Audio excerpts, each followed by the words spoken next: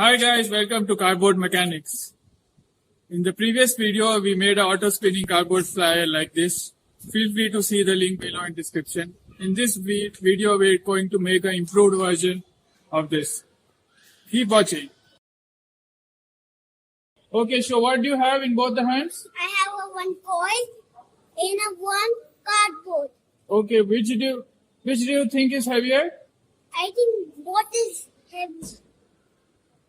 You think both are same weight? Yeah. Okay. Can you throw the coin? See how high you can throw the coin. Throw the cardboard. Throw the coin.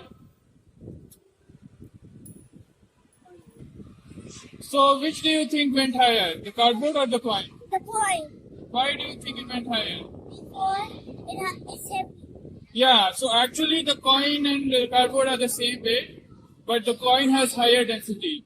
So because of the higher surface area, the cardboard is starting to float in the air, while the coin was able to go higher. Okay. So let me tell you how I made this rocket. What I use? First I cut one triangle, two triangle, three triangle, four triangle. Then I take this napkin roll and these triangles, I glue them with hot glue. Then I use masking tape with a plastic sheet. Then I use the plastic sheet and cover it and I tape it with masking tape.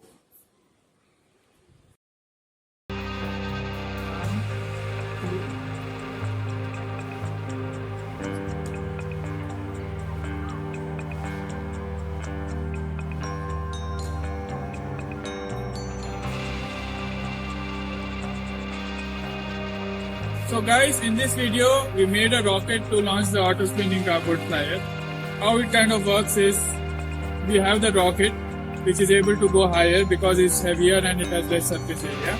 And then when it goes higher, the auto spinning cardboard flyer, it kind of pops out of the rocket and it can then float and spin down.